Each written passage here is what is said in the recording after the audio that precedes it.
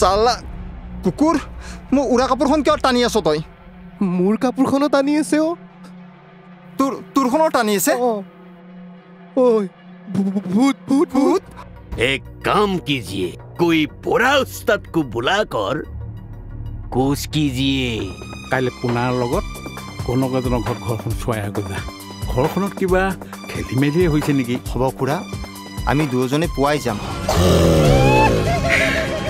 নাই নাই নোৱাৰো মই বুজিছে আপোনালোকে বেলেগ উজাৰ ব্যৱস্থা কৰক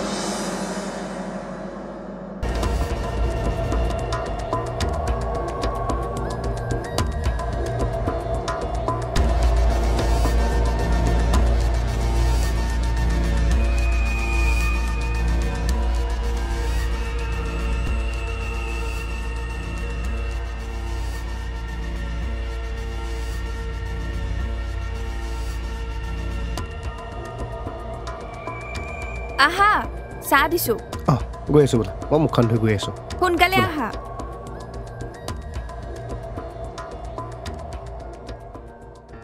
আপুনি ঠিকই অনুমান কৰিছে এইবিলাক সব মানিকেই কৰিছে কম পেট পচা মানুহ নে তেওঁ গাঁৱৰ মানুহে ঘৰ বিপদত পৰিছে তেওঁনো বাৰু এইবিলাক কৰি কিয় ৰং চাব লাগে তাকেইতো মানিকে আমাৰ ঘৰখনৰ লগত কিহৰ কাৰণে ইমান শত্ৰুতা কৰিছে সেইবোৰ ভগৱানৰ ওপৰত এৰি দিয়া বুজিছা সিও পাব নহয় এদিন বুজিছা আপোনাৰ মাক ধৰ্মেশ্বৰে মোক কৈছে নহয় তোমালোকৰ ঘৰত মানিকেই ভূত মিলিছে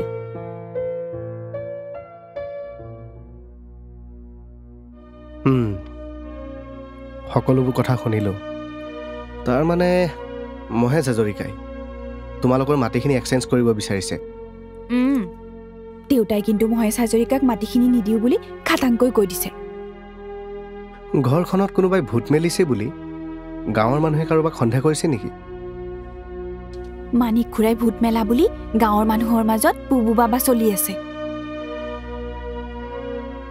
এদিন আমাৰ পুনাৰ লগত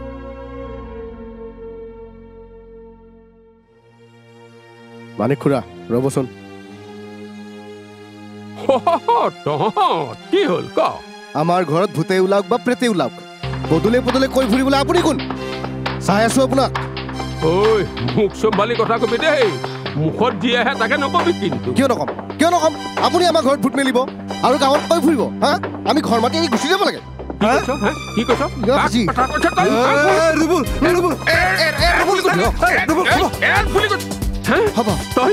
তই মোৰ গাত হাত দিছ ভূতে খাব তহঁতৰ খানদান শেষ কৰিব তহঁতৰ কোনো বাচি নাযাবি মোৰ গাত হাত দিছ চাই আছো ৰহ মই তোক হ'ব আজি মই আচ্ছা ফকীৰ আৰু ওজা এই দুয়োজনে তোমালোকক ঘৰ এৰি যাবলৈ কৈছিলে নেকি নহলে তোমালোকৰ ঘৰৰ কোনোবা এজনৰ প্ৰাণ নাশ হ'ব বুলিয়ে কৈছিলে নেকি হ'ব দিয়া তুমি এতিয়া CID গিৰি ভূতৰ লগতো কৰিবা নেকি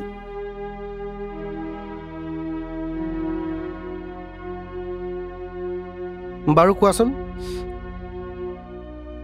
ভূতে যে ৰাতি কাৰোবাৰ কলিজা খাম বুলি চিঞৰে প্ৰত্যেক দিনা একেবোৰকে চিঞৰে নে বেলেগ বেলেগ চিঞৰে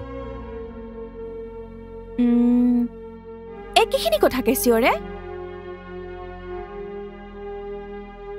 শিল সন্ধিয়া 8 পৰা 10 বজাৰ ভিতৰত মাৰে নহয় জানো তুমি কৈছিলা ৰুবুলে বেজলৈ ফোন কৰিলে ভূতে বোলে চিঞৰ বাখৰ কৰে ভাগ্য ভাল আছিল তোমাৰ মুখত যে এদিনো শিল এটা আহি নপৰিল আজি তোমাৰ মূৰত শিল এটা পৰিলে বৰ ভাল পাম ইমান সিৰিয়াছ কথা এটা কলো উপলুঙাহে কৰিলা ৰবাচোন মহেশ হাজৰিকাই মাটিখিনি কিনিবলৈ তোমালোকৰ ঘৰলৈ কেতিয়া আহিছিল মহেশ হাজৰিকাই আমাৰ ঘৰত মাটি কিনিবলৈ প্ৰায় এমাহমান আগত আহিছিল এটা ডাঙৰ সকামৰ কাৰণে আহিলো আপুনি বা কি কয় হয় আপোনাৰ ঘৰৰ নিচেই কাষতে এখন ডাঙৰ কৃষি পাম হ'বলৈ গৈ আছে তাত বহুতো নিবনুৱাই সংস্থাপন পোৱাৰ লগতে তাত উৎপাদন সামগ্ৰী ৰাইজে ভোগ কৰিবলৈ পাব মই বা এতিয়া আপোনালোকক কেনেকৈ সহায় কৰিব পাৰোঁ আপোনাৰ সহায় পালে ফাৰ্মখন আৰম্ভ কৰিব পাৰিম মই একো বুজা নাই পোনা পোনা কওকচোন। আপোনাৰ মাটিখিনি কিনিব বিচাৰোঁ, দাম যিমানেই নহওক। আমাৰ ৰাস্তাটো সৰু হৈছে কাৰণে বেংকৰ পৰা অহা ইনস্পেকশ্যন অফিচাৰে হোৱা লোনটোও বন্ধ কৰি থৈছে। আপোনালোকৰ মাটিলৈ যোৱা ৰাস্তা দেখোন আছেই। 8 ফুটি ৰাস্তাটো সৰু হৈছে। তাৰোপৰি ৰাস্তাৰ কাষতে ষ্টল এখন দিব কৈছে, যাতে ফাৰ্মৰ উৎপাদিত সামগ্ৰীখিনি ৰাইজে কিনিব পাৰে। আপুনি চিন্তা কৰিব নালাগে।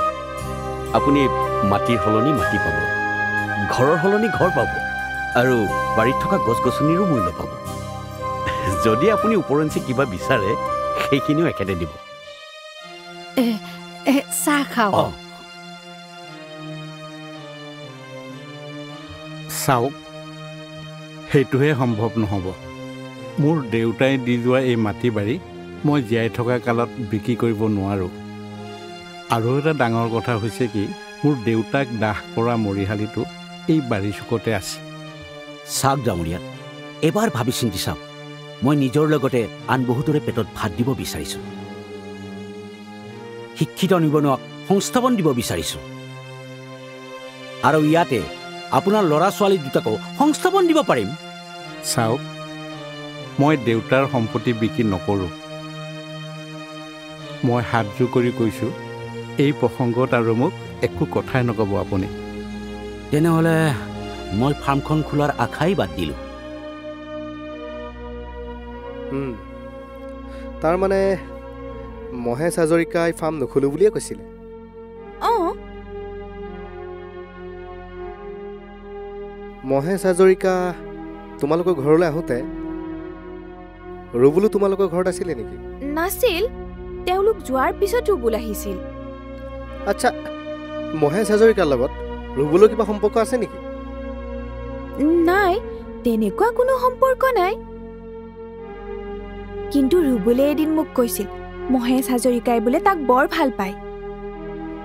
সি মোক কৈছিল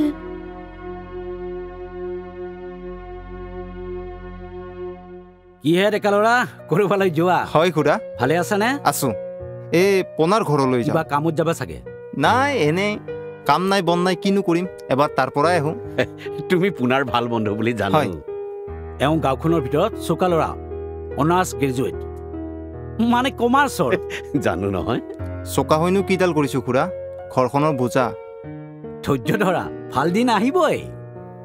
চাৰ্টিফিকেটৰ মোনাখন কান্ধত লৈ অফিচে যাওঁতে, ইণ্টাৰভিউ দিওঁতে চেণ্ডেল হৈ গ'ল। কিন্তু একোডাল নহ'ল। দুই এজন দালালকো লগ পাইছিলোঁ, কিন্তু তেওঁলোকে আমাৰ নিচিনা সম্পদহীন মানুহৰ কথা শুনিলেহে। তুমি বৰ সুন্দৰ কথা ক'ব জানা দেই। কিয় নাজানিব, পঢ়া শুনা ল'ৰা, সুন্দৰকৈ কথা ক'বই। তুমি কেতিয়াবা মোৰ ঘৰলৈ আহিবাচোন, কথা পাতিম। হ'ব খুৰা, আহিম। এতিয়া আহিছোঁ খুৰা, আহিছোঁ দিয়ক। যোৱা, আহিবা কিন্তু। হয়, আহিম দিয়ক। তোমাৰ কথাবোৰৰ পৰা তোমালোকৰ ঘৰত কি ভূতে লম্বিছে মই ধৰিব নোৱাৰিলোঁ, কিন্তু ভূতটো ধৰিব পাৰিলে তোমাৰ গাতে মেলি দিম। উপলুঙা নকৰিবা বিপ্লৱ, আমি ঘৰৰ মানুহবোৰ ভীষণ ভয়ত আছো। শুনাচোন, ছোৱালীবোৰক ভূতে লম্বিলে কি বুলি কয় জানানে? ভূতুনি। প্লিজ, আজি তুমি ভূতুনি হ'বা। জিতি কৈ নাথাকিবা না। বোলা বোলা ঘৰলৈ যাওঁ। মৌলবীজন আজি অহাৰ কথা আছে, আহিছেই চাগে। হয় নেকি? ব'লা তেন্তে, মৌলবীয়েনো কেনেকৈ ভূত ধৰে ময়ো চাওঁ, ব'লা।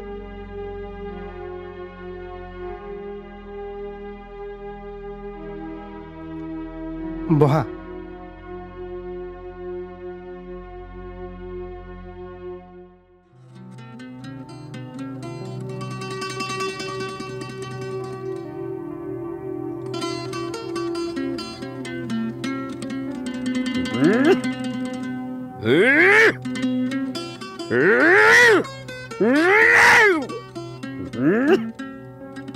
لا إله إلا أنت سبحانك إني كنت من الظالمين.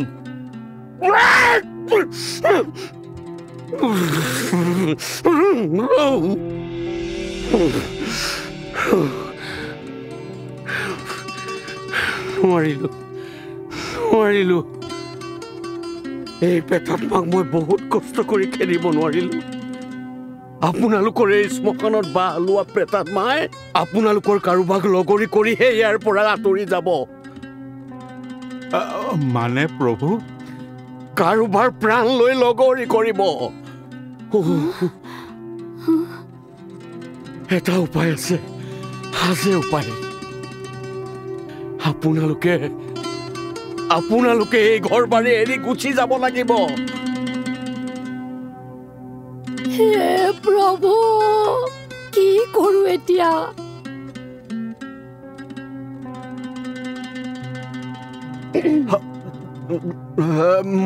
মই যাওঁ। নাই নালাগে, মোক একো নালাগে, মই একোৱে কৰিব নোৱাৰিলো। দেখিছে আহি আছে, ভূতটোৱে মোক মাৰিবৰ কাৰণে নিচেই কাষ পাইছেহি।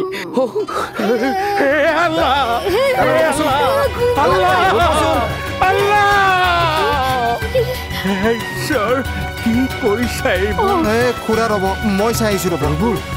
শুনচোন, তই মহাই হাজৰিকা ঘৰলৈ যা, কবি গৈ খুৰাই মাটি বাৰীবোৰ আপোনাৰ নামত লিখি দিব। হ'ব খুৰা, গৈছো।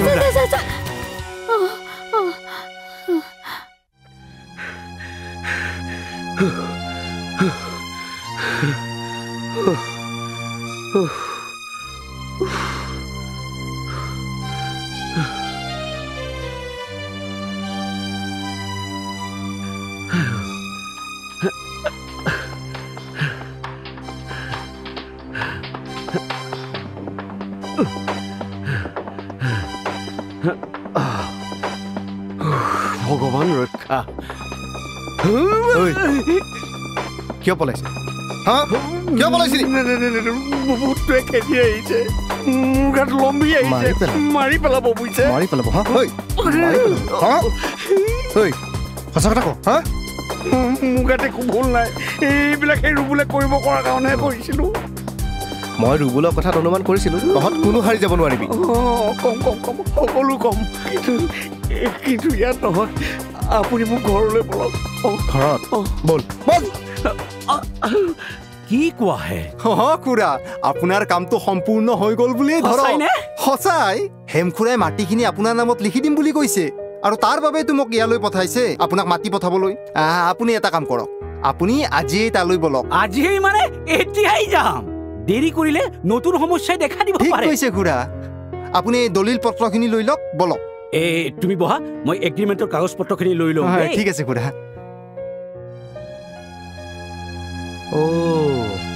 তাৰ মানে তয়ে উজা, তয়ে ফকীৰ। আৰু এতিয়া তই মৌলবী হলি, নানা ৰূপী। ৰুবুলক ফোন কৰি মাত।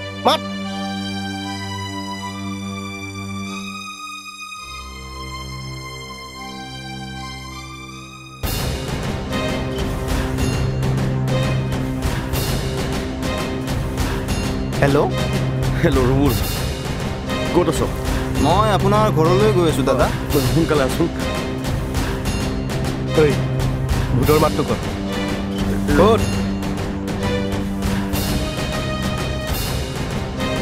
এইটো দে।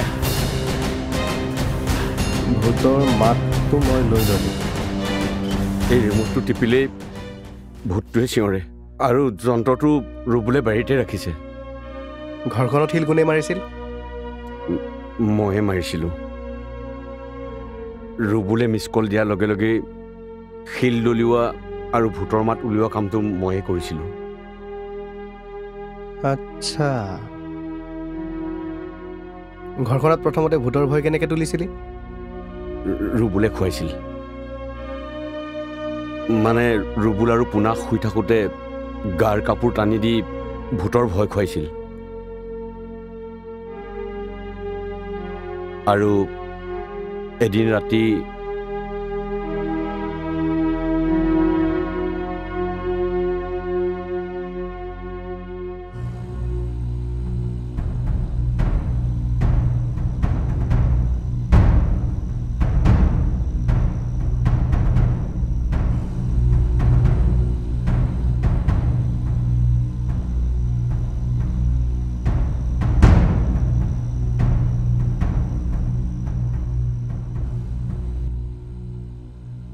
চালা কুকুৰ, মোৰ উৰা কাপোৰখন কিয় টানি আছ তই? মোৰ কাপোৰখনো টানি আছে। গাড়ীখনৰ টানি আছে ভূত ভূত ভূত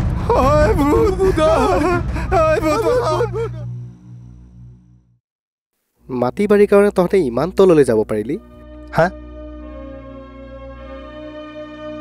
এতিয়া মহেশ চহেশ তহঁতে চবেই ৰঙা ঘৰৰ ভাত খাবলৈ সাজু হ ক্ষমা কৰিব এইবাৰৰ পৰা আৰু এনেকুৱা ভুল নকৰোঁ ভুল নকৰ ইয়ে আচলটো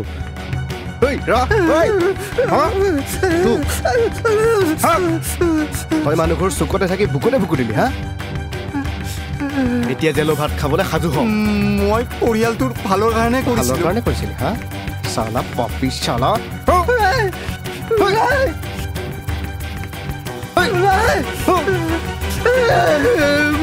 মই বিশ্বাসঘাতক নহয় মই সঁচাই কৈছোঁ মই যি কৰিছোঁ পৰিয়ালটোৰ ভালৰ কাৰণে কৰিছোঁ আপোনাৰ ভালৰ কাৰণে কৰিছিলোঁ এইখন চাওক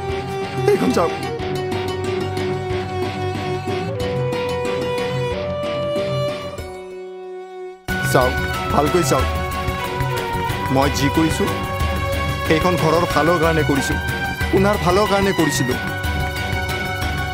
এদিন মহেশ খুৰাই মোক তেওঁৰ ঘৰলৈ মাতি লৈ গৈছিল তুমি চাকৰি বাকৰিৰ কাৰণে চেষ্টা কৰি আছানে চাকৰি আশা বাদ দিছোঁ খুৰা বহুত ইণ্টাৰভিউ দিলোঁ এতিয়া পিছে কি কৰিম বুলি ভাবিছা একো ভাবিয়েই পোৱা নাই খুৰা খেতি কৰিবলৈ মাটি নাই ব্যৱসায় কৰিবলৈ টকা নাই গতিকে দেউতাৰ হোটেলতে ভাতৰ মিঠা মাতৰ তিতা খাই বহি আছোঁ তুমি মোৰ লগত কাম কৰা মই এখন ফাৰ্ম খুলিম বুলি ভাবিছোঁ আৰু সেই ফাৰ্মখনৰ মেনেজাৰ তোমাকে পাতিম অৱশ্যে ফাৰ্মখন খুলিবলৈ তোমাৰ সহায় লাগিব কি সহায় খুৰা তোমাৰ বন্ধু পুনাৰ ঘৰৰ পিছফালে মোৰ 30 বিঘা মাটি আছে ফাৰ্মৰ কাৰণে তাত এখন ফাৰ্ম খুলিম বুলি ভাবিছোঁ ৰোড ছাইডত যদি অকণমান মাটি পাওঁ ফাৰ্মখনৰ লোনৰ ব্যৱস্থাটো হৈ যায় গতিকে তোমাৰ বন্ধু পুনাৰ দেউতাকক কনভেন্স কৰি মোক যদি সিহঁতৰ মাটিখিনি দি দিব পাৰা তেতিয়াহ'লে মোৰ ফাৰ্মখন খোলাৰ ব্যৱস্থাটো হৈ যায় এইটো সম্ভৱ নহ'ব খুৰা হেমখুৰা এইটো কেতিয়াও মানি নলয় মই বৰ ডাঙৰ বিপদত পৰিছোঁ লোনটো এপ্ৰুভ হোৱাৰ পিছতো বেংকে যদি লোনটো কেঞ্চেল কৰি দিয়ে তেন্তে ফাৰ্ম খোলাৰ আশাই শেষ 30 বিঘা মাটি দেখুৱাই কোনোমতে 3 কোটি টকাৰ লোন এটা চেংচন কৰিছোঁ ৰোড ছাইডত গ্ৰাহকৰ কাৰণে মাৰ্কেট খুলিবলৈ কৈছে যাতে ফাৰ্মৰ উৎপাদিত সামগ্ৰীখিনি ৰাইজে পায় এইটোতো হেমখুৰাই নামানিব মনাবলৈ তুমি চেষ্টা কৰা খুৰা পোনা মোৰ নলে গ'লে লগা বন্ধু মোৰ লাভৰ বাবে সিহঁতক মই অন্যায় কৰিব নোৱাৰোঁ অন্যায়ৰ কথা মই কোৱা নাই সিহঁতক উপযুক্ত ক্ষতিপূৰণ দিয়াৰ উপৰিও তোমাৰ দৰে হাজাৰজন ল'ৰাক সংস্থাপন দিয়াৰ কথা ভাবিয়েই মই কৈছোঁ মাফ কৰিব খুৰা মই নোৱাৰিম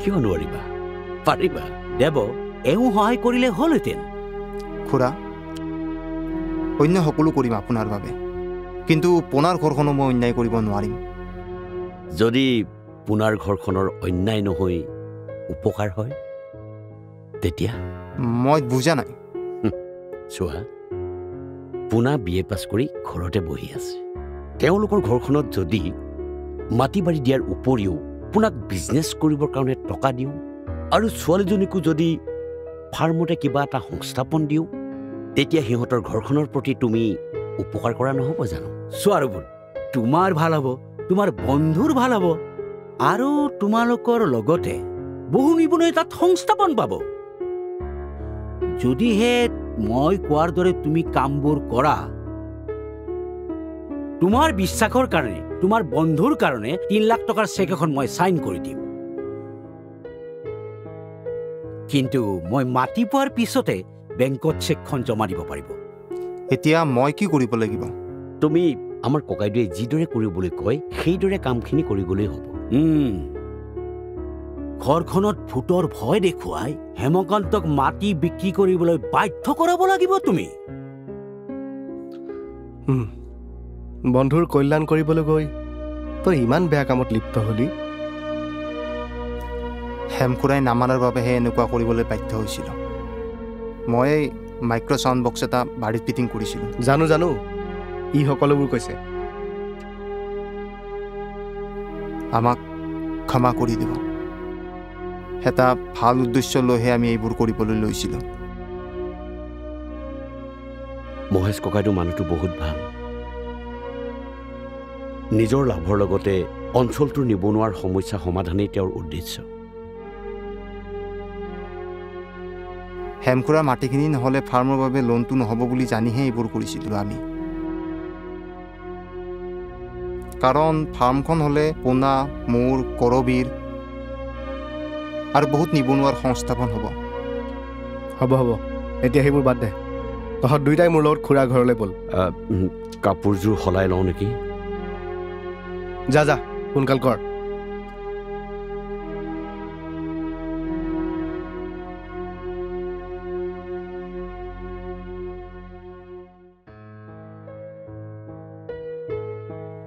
এইখন লওক। কিবা প্ৰব্লেম হ'লে মোক ক'ব, মই আছোঁ। হ'ব। এতিয়া ইয়াতে এটা চহী কৰি দিয়ক। ৰ'ব খুৰা, চহী পিছত কৰিব। আগতে ভূত লগা ঘৰখনত উচিত মূল্য দিছে নে কমাই দিছে? এখেতে মই নোকোৱাকৈ মাটিৰ বদলি মাটি দিছে, ঘৰৰ বদলি ঘৰ দিছে, চাৰিওফালে সীমাৰ কাৰণেও পইচা দিছে আৰু গছ গছনিৰ কাৰণেও পইচা দিম বুলি এই দলিলখনত লিখি দিছে। এইখনত লিখিছে, এইখনত। এখেতৰ দেউতাকৰ মৰিহালি পকাৰে বনাই দিম, তাত এডাল বেলগছ ৰুই দিম। তেখেতৰ স্মৃতি সদায় সজীৱ হৈ থাকিব।